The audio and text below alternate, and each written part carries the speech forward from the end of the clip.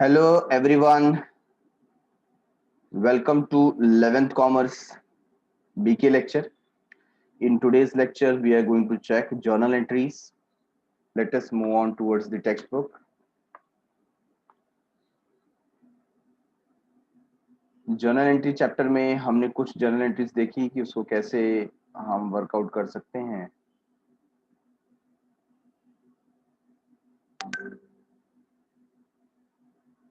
और illustration number 1 and 2 ये दो इलिस्ट्रेशन हमने उसमें देखे और हमने इसमें देखा जीएसटी का क्या रोल होता है, कैसे जीएसटी की एंट्री पास करें।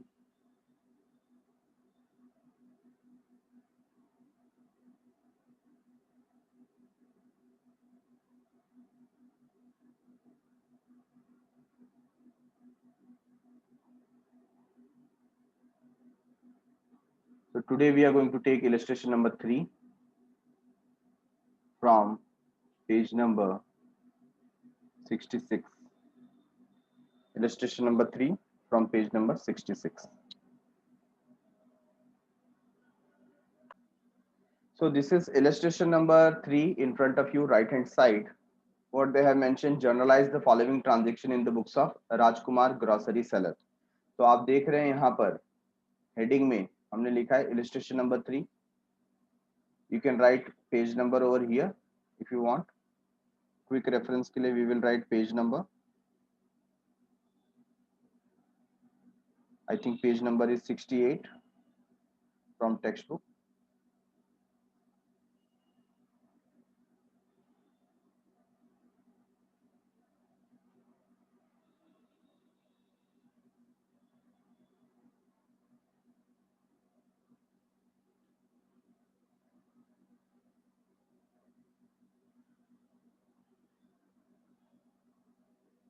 सिक्सटी सिक्स है, ठीक है, 66 में कर देते हैं।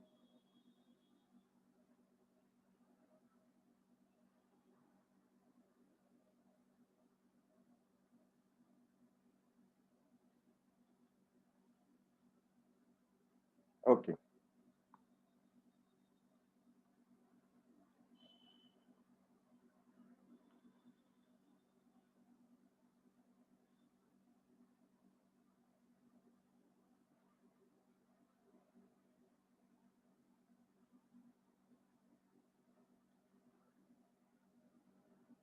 ऑन 2019 अप्रैल 1, तो सबसे पहले हम यहाँ पर एक कॉमन डेट पुट कर देते हैं। ऐसे तो डेट आपको हर जगह प्रॉपर डालना चाहिए, but I am writing a common date over here 2019 April.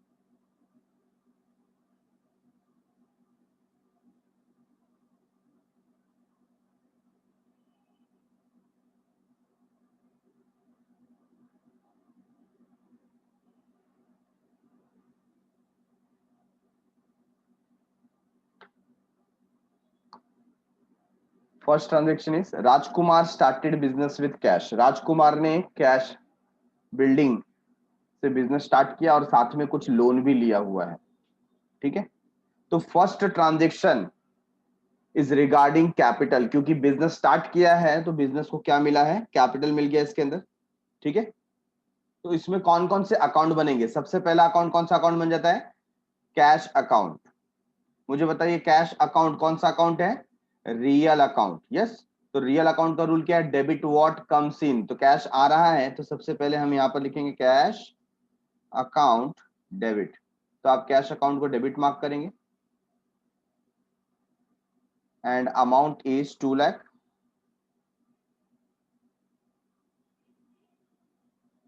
After cash, cash के बाद है बिल्डिंग अकाउंट, है ना। तो जो बिल्डिंग है, बिल्डिंग भी हमारे लिए क्या है? असेट है। सिमिलर टू कैश, बिल्डिंग के लिए भी सेम रूल अप्लाई होगा। Debit what comes in, we will write building account debit. तो बिजनेस में कैश आया, बिजनेस में असेट आया, and borrowed loan, loan borrow किया है। तो लोन, जो लोन होता है वो हमारे लिए क्या है, liability, and liability shows credit balance, liability shows credit balance.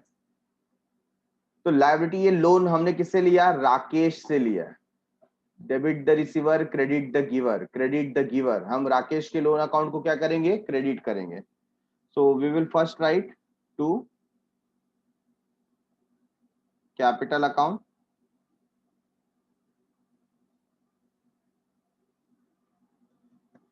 And to Rakesh's loan account. मुझे बताइए, राकेश का जो लोन है वो क्रेडिट क्यों हुआ? क्रेडिट इसके लिए हुआ क्योंकि वो एक पर्सनल अकाउंट है, debit the receiver, credit the giver, है ना। तो राकेश यहाँ पर गिवर है, उसे क्रेडिट करेंगे कितने से, 50,000 रुपीज का लोन है। ठीक है, तो आप देख सकते हैं कैश हमारे पास 2 लाख का है, हमारे पास 2 लाख रुपीज का बिल्डिंग है। तो 2 + 2 कितना हो गया, डेबिट में 4 लाख है। तो क्रेडिट में अगर हमें 4 लाख करना है, ऑलरेडी 50,000 है, तो यहाँ पर बैलेंस अमाउंट कितना आएगा, 4 lakh minus 50,000, this will be 3,50,000। तो हमारा जो एक्चुअल कैपिटल है वो कितना होगा, 3,50,000। ठीक है, being business started with assets and loan। ठीक है, business started with asset and loan.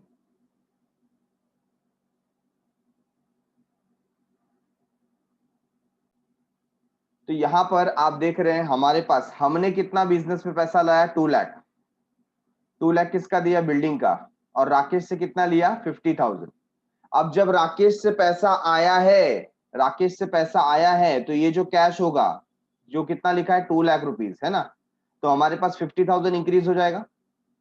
Now we are making changes in it, so this would be 2,50,000, आया ना। और इसकी वजह से कैपिटल डिफरेंस जो 3,50,000 का था वो कितना हो जाएगा, 4 लाख का। Got it everyone? तो पहले हमने अपना कैश देखा और बाद में किसका पैसा लिया, राकेश का पैसा लिया। तो जो एक्चुअल एंट्री है वो क्या हो जाएगा, cash account debit 2,50,000, building 2 lakh, और फिर कैपिटल हो जाएगा 4 लाख, और उसमें राकेश का लोन। ठीक है,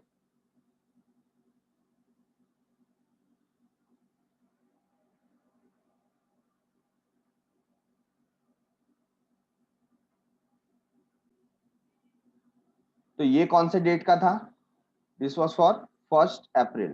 ठीक है, now moving towards fourth one, 4 अप्रैल। 4 अप्रैल को देखो क्या हो रहा है,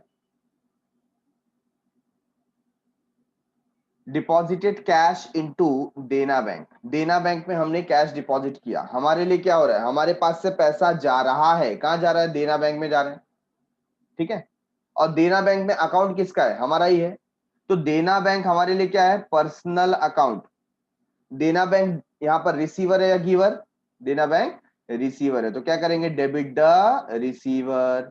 तो हम यहाँ पे लिखेंगे देना बैंक अकाउंट डेबिट। तो हमने बैंक को कितने दिए, हमने बैंक को 50,000 दिए। ठीक है, टू क्या गया हमारे पास से, cash. So cash account 50,000।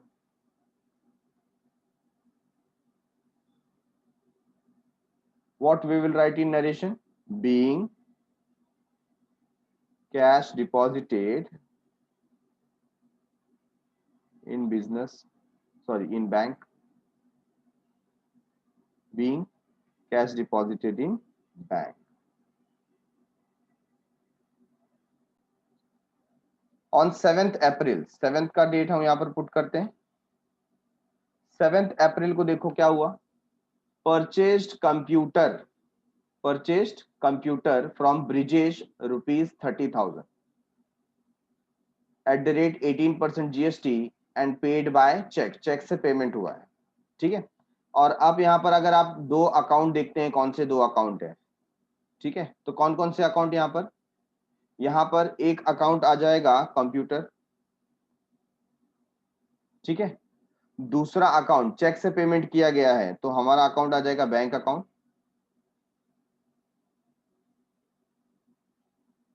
Okay. अच्छा, इसके अलावा जीएसटी भी है, तो जीएसटी को हम, क्योंकि हम परचेस कर रहे हैं, तो हम इनपुट जीएसटी काउंट करेंगे। सो input CGST and input SGST,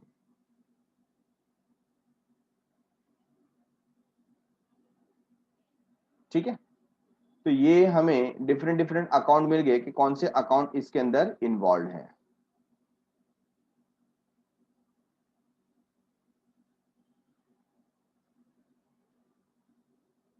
accounts involve. अच्छा, अभी कंप्यूटर अकाउंट कौन सा अकाउंट है? कंप्यूटर अकाउंट रियल अकाउंट है।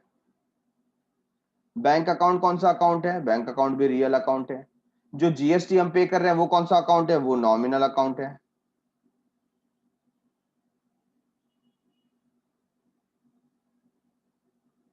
ठीक है। तो यहां पर कंप्यूटर रियल अकाउंट है, बैंक रियल अकाउंट है, तो मुझे बताइए कंप्यूटर के लिए रूल क्या अप्लाई होगा? रूल अप्लाई होगा डेबिट द रिसीवर,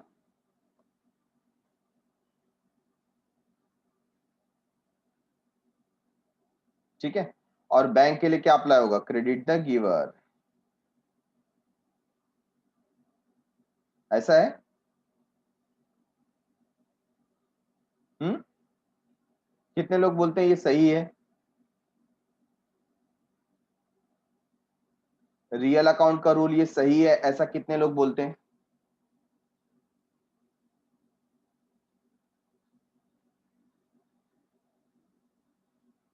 हाँ, ये गलत है। क्या ये गलत है? क्यों गलत है? ये रियल अकाउंट का रूल नहीं है। ये तो आपको कौन सा रूल बता दिया? ये आपको पर्सनल अकाउंट का रूल बता दिया। तो यहाँ पर क्या होना चाहिए था? Debit what comes in, credit what goes out, सही है। Debit what comes in, credit what goes out.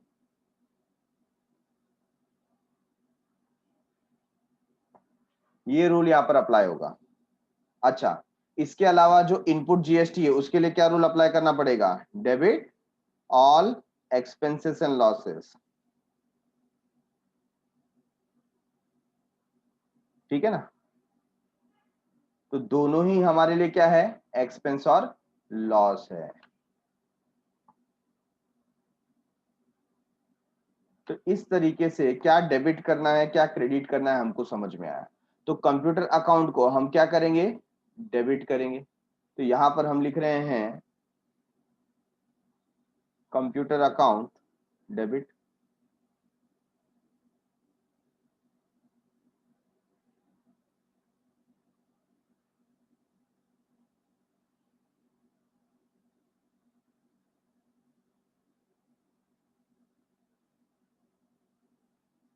कितना है कंप्यूटर? वैल्यू चेक कीजिए, कंप्यूटर का वैल्यू है 30,000, ठीक है। देन इसके बाद क्या होगा? इनपुट जीएसटी और इनपुट जो सीजीएसटी एसजीएसटी दोनों आ जाएगा। Input CGST account debit,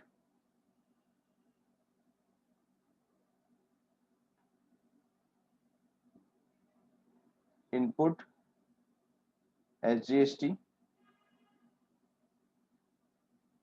account debit.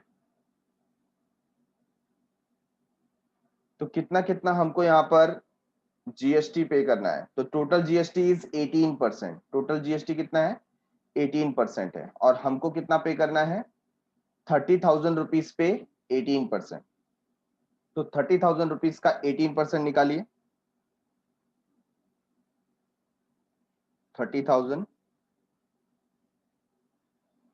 Into 18%, तो 5,400 आता है। तो 5,400 में से क्या हो जाएगा? हाफ हो जाएगा, 2700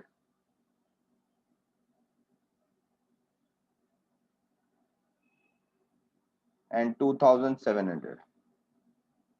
ठीक है। अच्छा, ये पैसा कहां से जा रहा है? चेक से जा रहा है, तो टू बैंक अकाउंट। टोटल क्या हो जाएगा? 35,400 being computer purchased and GST paid।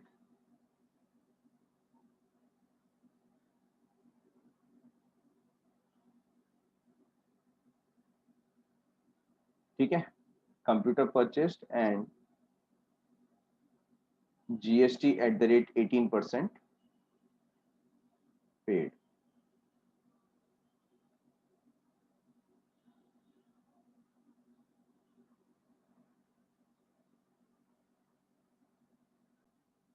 Moving towards 10th one,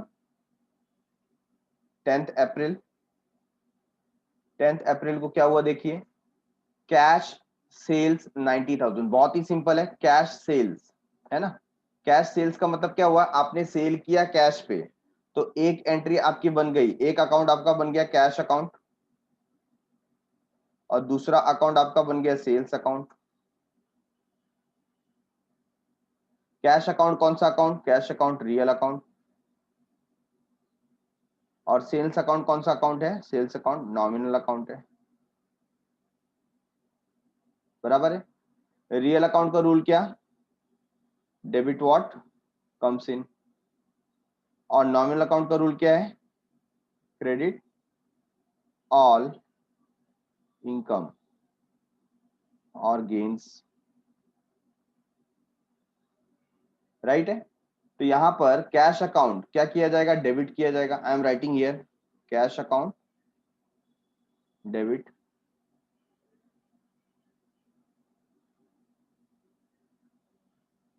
amount cash sales कितना है? 90,000।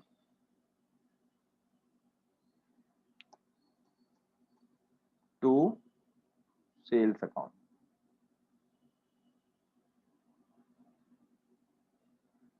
90,000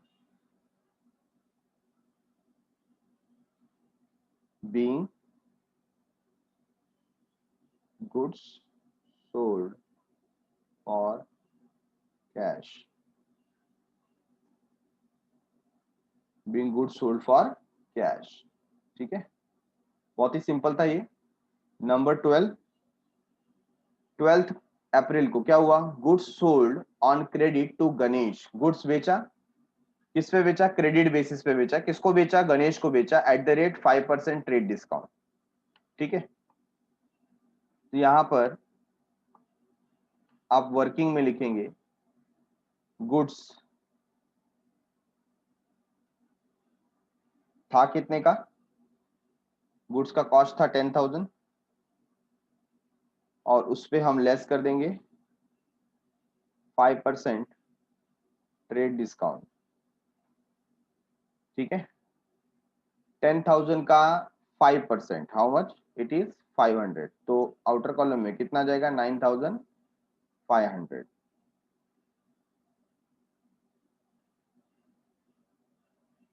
ओके, तो क्या ट्रेड डिस्काउंट, मुझे बताइए, क्या trade discount books of account में रिकॉर्ड होता है? आंसर इज नो, है ना। तो हम जो एंट्री पास करेंगे वो कितनी की आएगी? 9,500।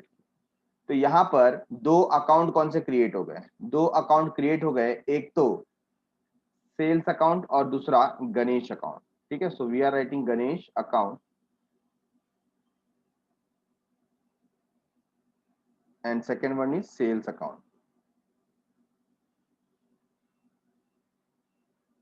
अच्छा, गणेश अकाउंट कौन सा account? It is personal account.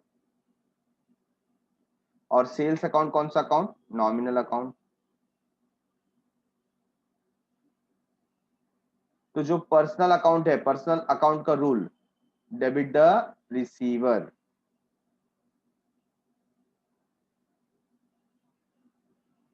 Debit the receiver. और जो सेल्स अकाउंट है उसका रूल क्या है? Credit all income and gains. तो उसे क्या करेंगे? क्रेडिट करेंगे, है ना। तो गणेश के अकाउंट को हम डेबिट करते हैं। We will write Ganesh's account debit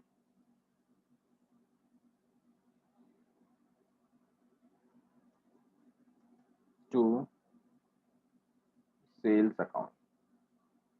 अच्छा, अमाउंट कितना आ जाएगा? 9,500। 9,500 being goods sold on credit। और आप लिख सकते हैं एंड ट्रेड डिस्काउंट अलाउड। ठीक है, and trade discount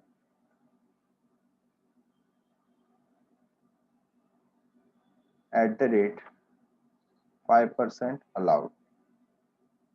This is how you can write।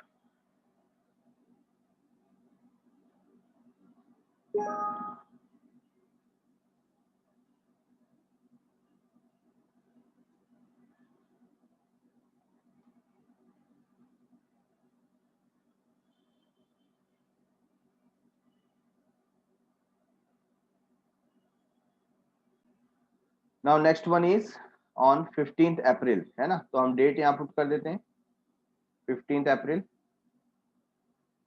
क्या हुआ 15th अप्रैल को? Ganesh return goods of ₹950। Ganesh ने 950 का गुड्स क्या किया? रिटर्न किया। अब यहाँ पर जब गुड्स रिटर्न होता है तो एक अकाउंट ओपन हो जाता है, कौन सा? Sales return account. Which account? Sales return account. ठीक है, तो यहां पर आप एक अकाउंट लिखेंगे सेल्स रिटर्न अकाउंट, या आप इसको अलग नाम दे सकते हैं रिटर्न इनवर्ड।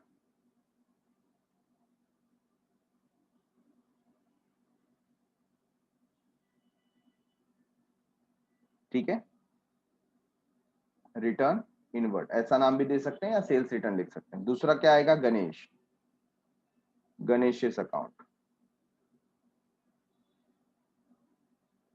अच्छा, सेल्स रिटर्न और रिटर्न इनवर्ड ये कौन सा अकाउंट है? ये नॉमिनल अकाउंट है।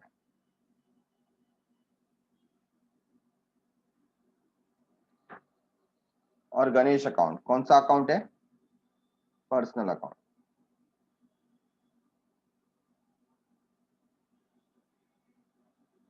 नॉमिनल अकाउंट का rule debit all expenses and losses. और पर्सनल अकाउंट का rule credit the giver.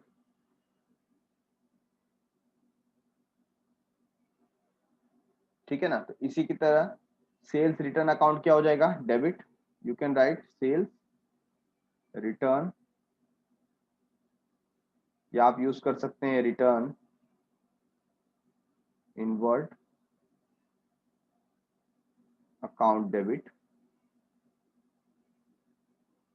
Amount was, what was the amount? 950 rupees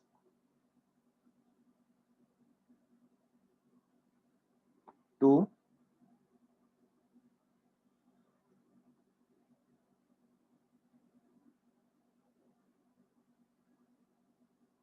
Ganesh's capital account 950 being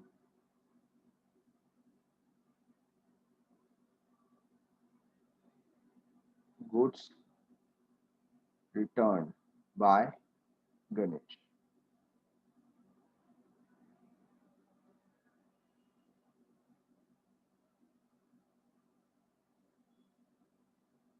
Being goods returned by Ganesh। Next one is on 18th।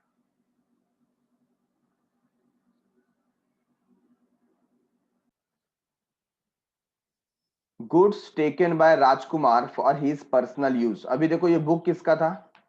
ये book आप देखेंगे तो ये book राजकुमार का ही है ना। और उसने गुड्स निकाला पर्सनल यूज के लिए। पर्सनल यूज के लिए गुड्स निकालते हैं तो कौन सा अकाउंट आता है?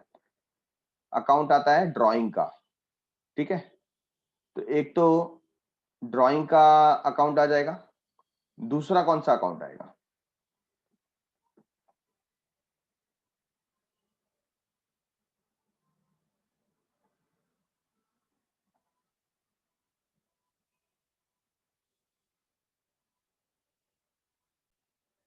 तो सेकंड जो अकाउंट होगा वो गुड्स विड्रॉन बाय प्रोपराइटर होगा। ठीक है, तो हम यहाँ पर एक अकाउंट ले लेते हैं, drawing account, and second one would be goods withdrawn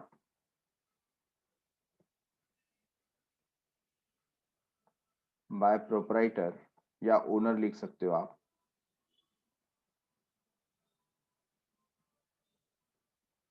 proprietor account. ठीक है, ड्राइंग अकाउंट कौन सा अकाउंट है? पर्सनल। और जो गुड्स है वो कौन सा अकाउंट है? वो है नॉमिनल।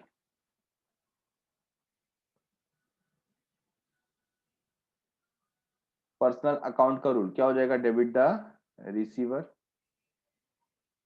तो ड्राइंग को हम डेबिट करेंगे, और गुड्स का, गुड्स क्या हो रहा है हमारे पास से? जा रहा है ना।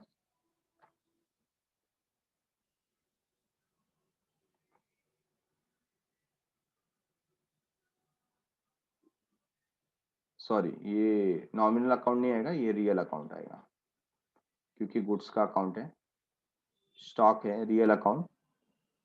Credit what goes out.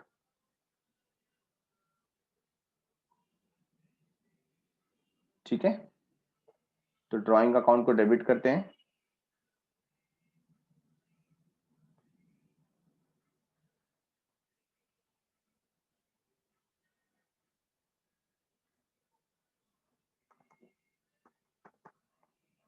To goods withdrawn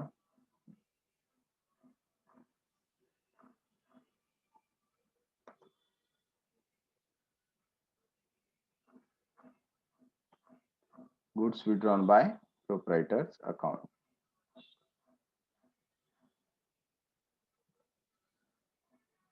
तो यहां पर अमाउंट कितना आएगा? 1000।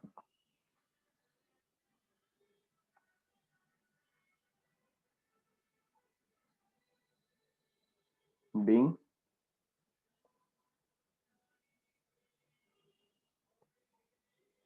goods withdrawn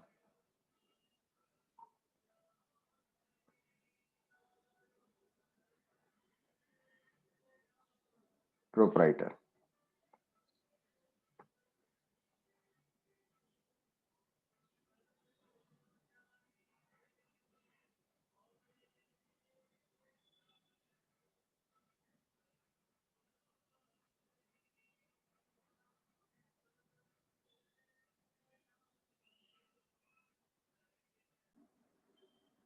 so next one is number 20।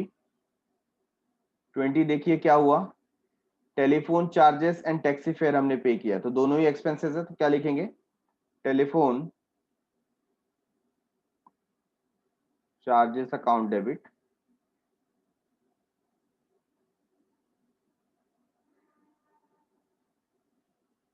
Then taxi fair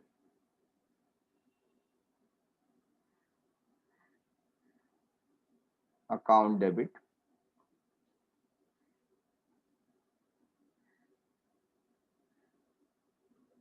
कितना telephone charges? 500 and taxi fare is 200। तो दोनों ही पे किया तो क्या आएगा? टू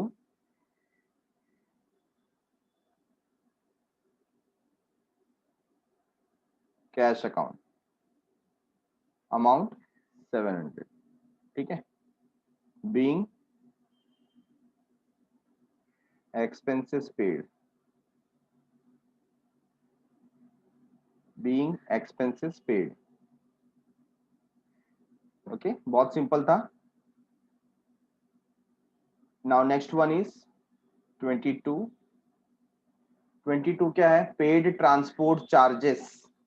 ट्रांसपोर्ट चार्जेस पे करें तो जैसे ऊपर लिखा वैसे ही हमको लिखना है, बट अब की बार क्या है, उसके अंदर जीएसटी भी है। तो जब हम पे कर रहे हैं तो ये क्या आ जाएगा? Input GST. ठीक है, तो यहां पर आप पहले लिखेंगे transport charges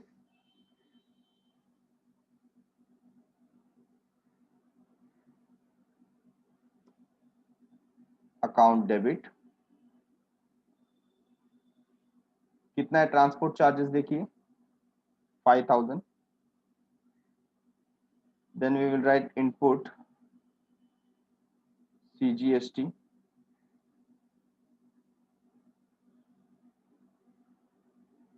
let me take it from above.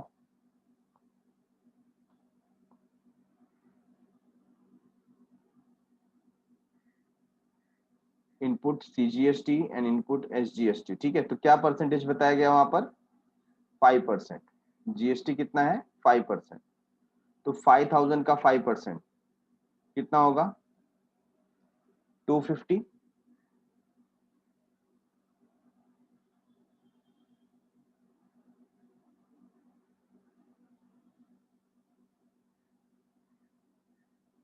Yes 250। तो उसको हाफ हाफ डिवाइड कर देंगे, 125 एंड 125। ठीक है, so total comes to 5000 and 250। ये हमने क्या किया? पे किया। We will write to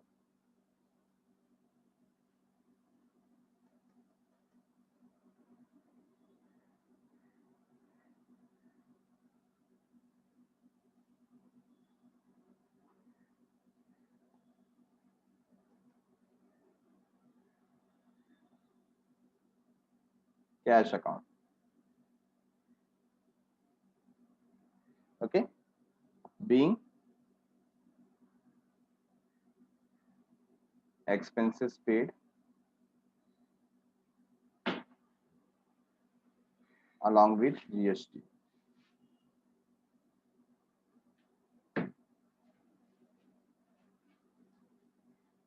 Expenses paid along with GST.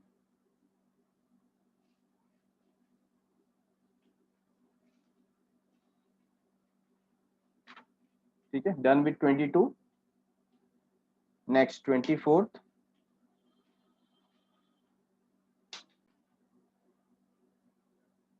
तो 24th है paid audit fees by cheque. बहुत ही सिंपल है, चेक से पे किया ऑडिट फीस। हम पहले लिख देंगे ऑडिट फीस क्योंकि वो एक्सपेंस है। तो audit fees account debit. Expense है तो डेबिट में आ जाएगा। ठीक है, और चेक से पे किया है तो we will write bank account to bank account and amount is 5000।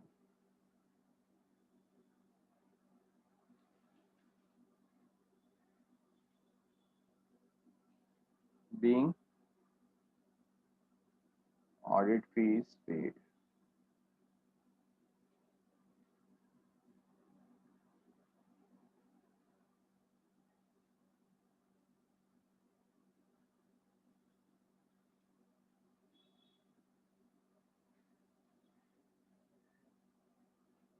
Next 26th one।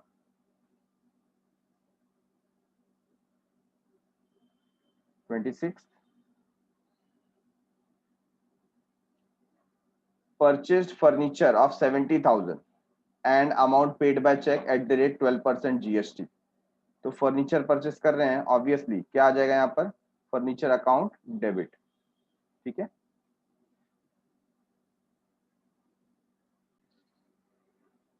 so I will write here furniture account debit। अच्छा, इस पे भी क्या आ रहा है? अभी जीएसटी आ रहा है, और कितना परसेंट का जीएसटी आ रहा है? 12%, है ना? तो 6% ऐसा ले लेंगे। फर्नीचर का वैल्यू कितना है? 70,000। तो 70,000 पे 6%, दैट कम्स टू 4,200, 4,200, ठीक है। और पेमेंट कैसा हो गया, चेक से हुआ है तो टू बैंक अकाउंट, ठीक है। टोटल ले लेंगे, total comes to 78,400,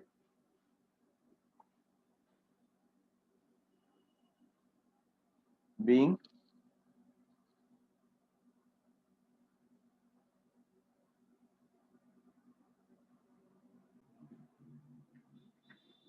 being furniture purchased and GST paid.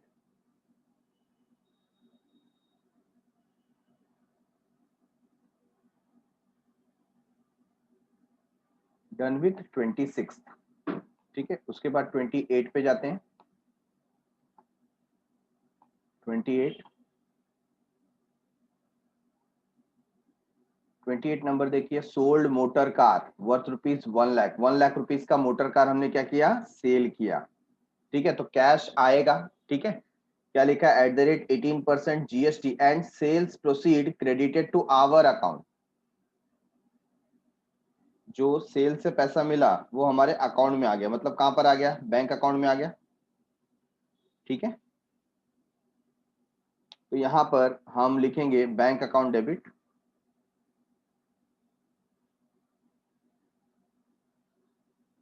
Bank account debit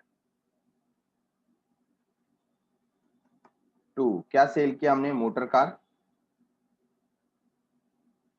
तो motor cars account, motor car account कितना गया, 1 लाख का मोटर कार था,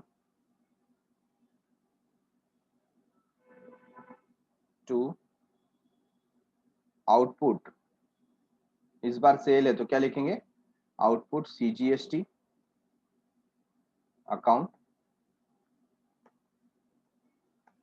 to output SGST account.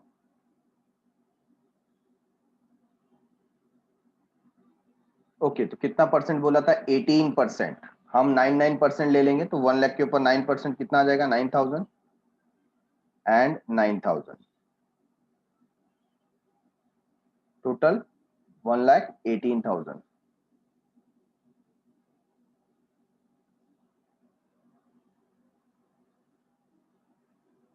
Being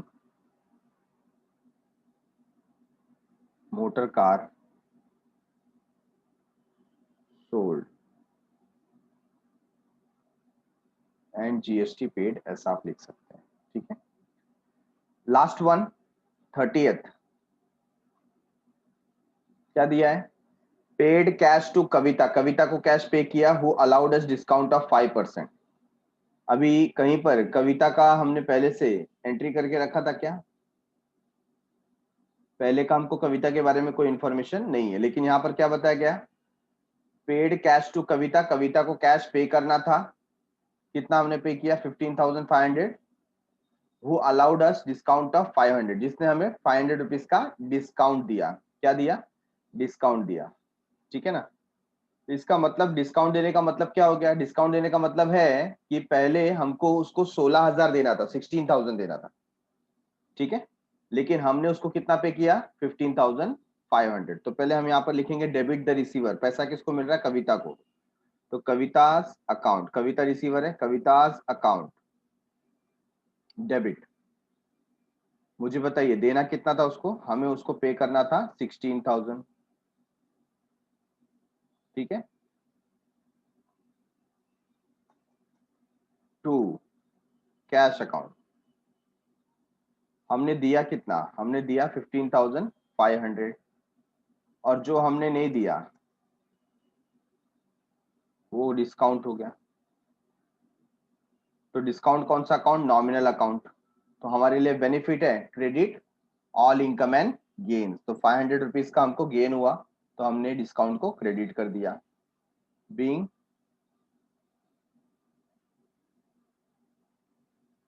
amount paid to कविता,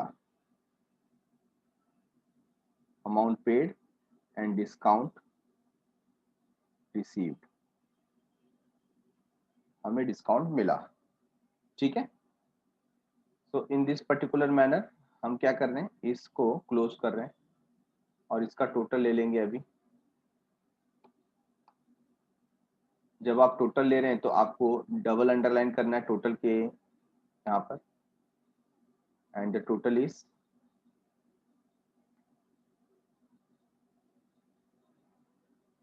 8,60,200।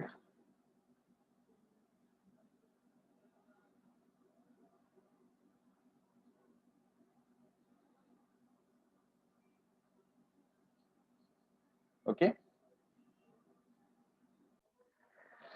सो समय समाप्ति की घोषणा। Thanks a lot for watching. मिलते हैं नए क्वेश्चन के साथ अगले एपिसोड में, तब तक के लिए मेरे साथ बने रहिए। बाय बाय, शुक्रिया, शब्बा खैर, सायोनारा।